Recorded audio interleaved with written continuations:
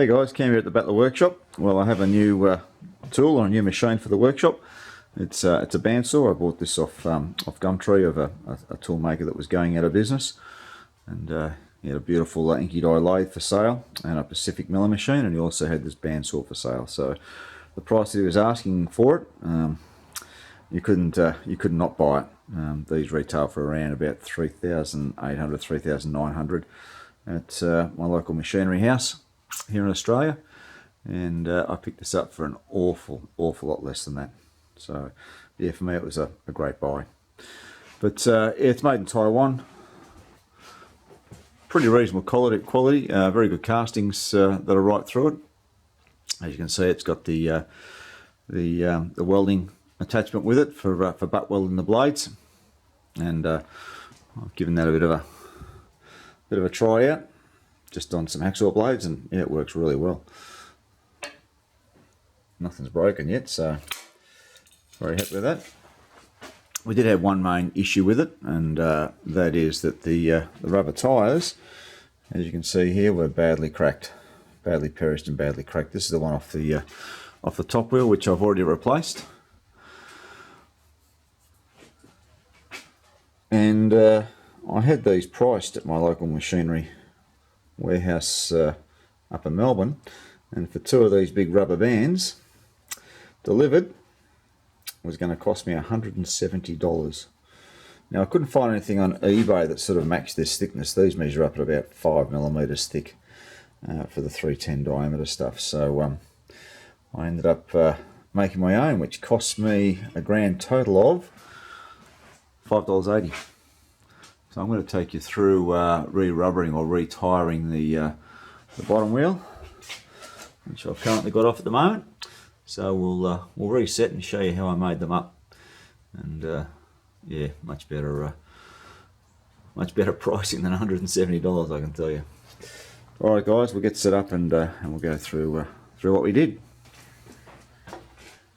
Righto, so yeah, they're like a giant lacquer band on these things. You just got to work them out.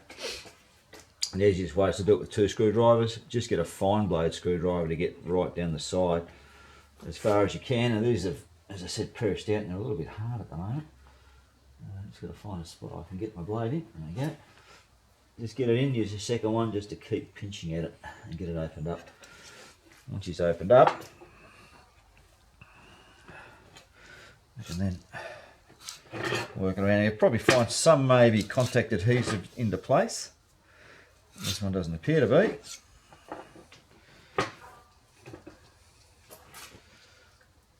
That's come off quite well.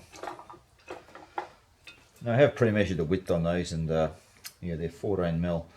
I found when I did the top one, I cut it at 14mm, and by the time I got a bit of stretch in it, it did thin out a little bit. So I'm going to make the next one just a little bit thicker. Wasn't so important with the top one, which is an idler, but this one is the drive wheel. So we want to make sure we get a good sizing on that, and that it's going to fit quite snugly inside that groove. So I'll get this tidied up, and we'll go through how we make up the new rubber tyres. Right, so we're set up to cut this. I'm just using a metre ruler as my fence, and I've come out about 14.5mm, so I'm going to allow about 0.5mm as we stretch that out, just so that it'll fit into the groove. The actual diameter came in at about 961mm, so basically that's the OD minus the 4mm of thickness is what this is, to give me a mean diameter, and multiply that by pi. So I'm going to cut this off, and I'm going to cut this back at about 950, so I'll allow myself about 10mm of stretch into this, and we'll see how that feels. If I need to cut off a little bit more, we can. As I said, I bought this down at my local Clark rubber store. This stuff here has got the linen inside it. You can get the straight insertion rubber that doesn't have the linen, but I bought this one. We'll see how that performs anyway. Alright, so I've got the clamp set aside here just to keep that fence in place. As I said, we're about 14.5mm, and we'll just run our very sharp knife down here. I'll probably do that in a couple of runs. It was funny, the toolmaker that I bought that bandsaw off also made chandeliers, of all things.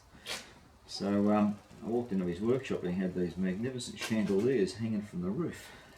So it was rather unusual. And what he'd been doing for the last 30 or so years is he serviced RAAF radars, the little remote ones that go out in the field. So that's what he had been doing. And I picked up this bandsaw. I was actually looking at the Ingy lathe, which is a lathe that I used to run in an old machine shop I was at many years ago. And they were a magnificent lathe, and had a look at what else he had for sale, and yeah, up came the bandsaw. So I couldn't let that go at that price. So I'm assuming this is just Buna in rubber. I did have some Viton out in my shed, some nice matting in Viton, but it was only 3mm thick, and as I said, this is 4mm thick, which gives me about a ½ mm land on the wheel. So the blade's not going to be rubbing on the middle, so to speak. Right, we'll square this end up and then we'll cut it off to our length.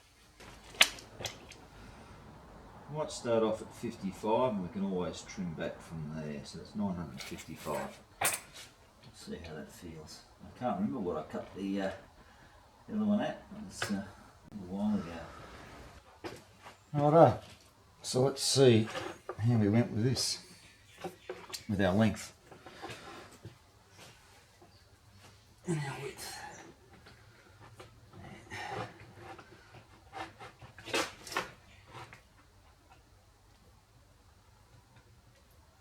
Got a fair bit of stretch on that to get the width right. That's going to be a little bit too long, I reckon.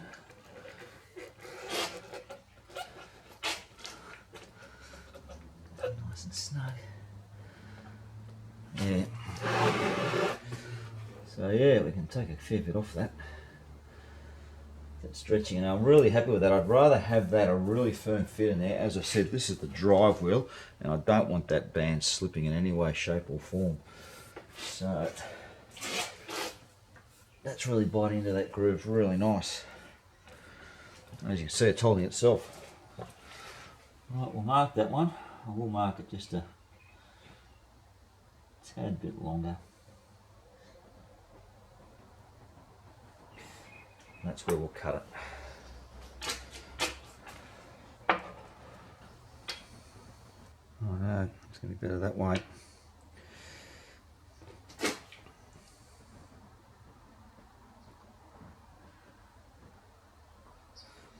A little bit of super glue onto there. I'm just using the paper so that it doesn't stick anywhere. It's not supposed to. Oh, I'll stick it together.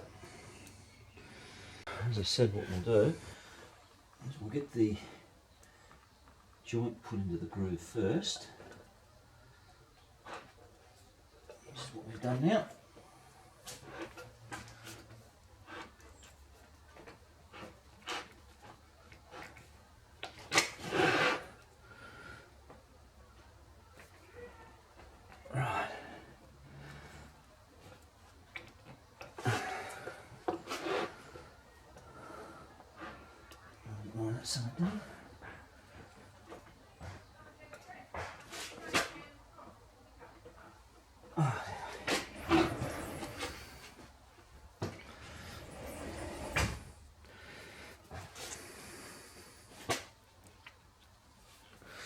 See, when you stretch it out, it just pops itself into the groove.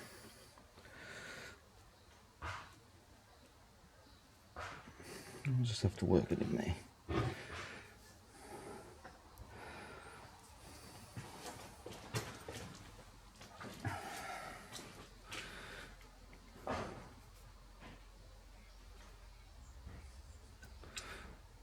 Nice little bit, we'll just work it in with the screwdriver. Just to get it over that little lip. It's going in quite nicely actually.